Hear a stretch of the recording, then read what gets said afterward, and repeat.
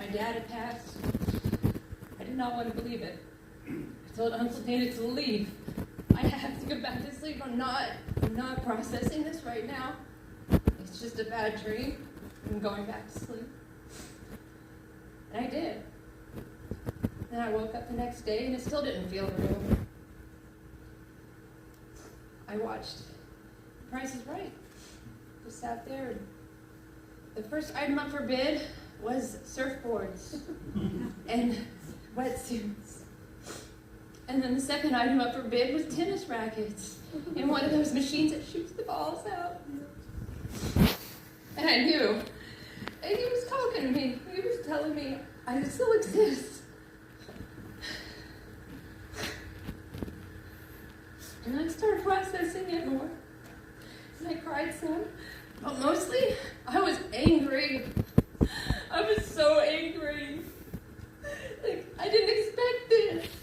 I thought he was on his way back. He was recovering. He just got that knee surgery. He got through that infection.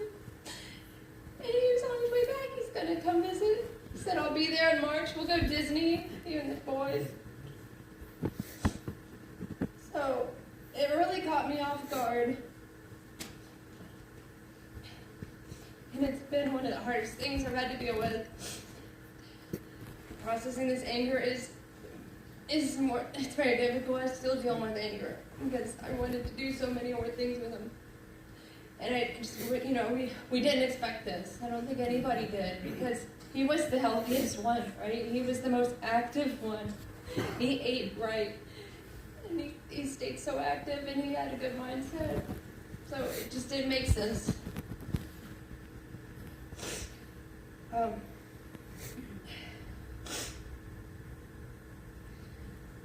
My dad is literally like the coolest man I've ever known. I was so incredibly proud of as a child, to have him as a father. I thought it was so insanely cool that he jumped out of airplanes for a job. Not only that, he was like movie star handsome. I had my very own Tom Cruise from Top Gun as a father.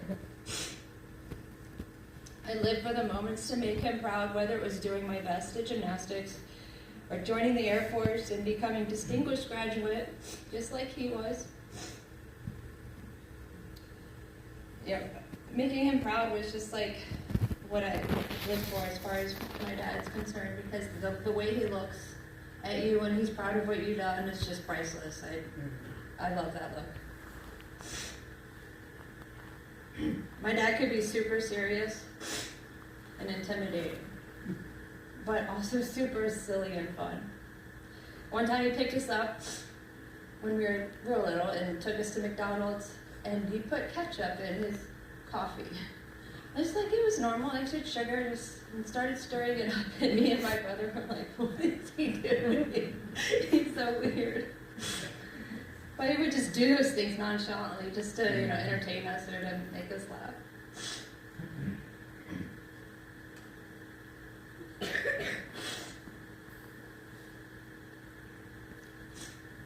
One night when he was watching The Boys, he did a Fox News broadcast. He trained them to do a little Fox News broadcast, and he had them setting up like Dylan was the anchor, Brandon was the sports broadcaster, and Corbin was the weatherman. It was just so adorable.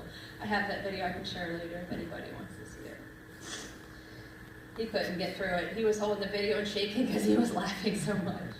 But he just, he liked to do silly things like that. I feel like we never got enough time with him. But when I did this presentation and saw all the pictures from the past, I realized we did get a lot of time with him. I just always wanted more. I could go on and on, but I think the presentation says a lot in itself. I put a lot of time into it, and I kept getting more pictures sent to me throughout the weeks, and I'm so appreciative that you guys helped and sent those pictures in, because it made it so happy. I got to get Kent Watkins in there, Pastor Chip. Those are some of the last pictures that I was able to add in. A PJ best friend of his that he would see at reunions. If anybody has pictures they wish were in there, We can always make an extended cut for your memories. You can send them to me, I'll throw them in. Each song can be lasted a little longer. We can fill in the blanks.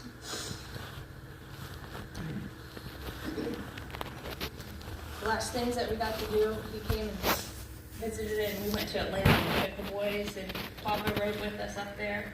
We saw the girls, so we got to see all of his grandkids all at the same time. That was really special. And it was great to play pickleball with him. You know, 'cause I know he loves tennis, and I thought it was really cool that I got my kids into pickleball just in time to be able to experience that with him.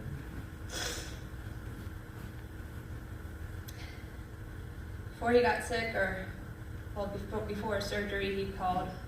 This is actually after he got sick in December. He called and he wished Corbin a happy birthday on December 1st, which is Elizabeth's birthday. And I said, well, that's Elizabeth's birthday, but you're close enough. I mean, it's December 10, you know.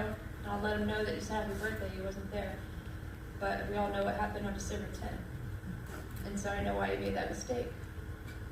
You got to say, give him that last happy birthday to Corbin.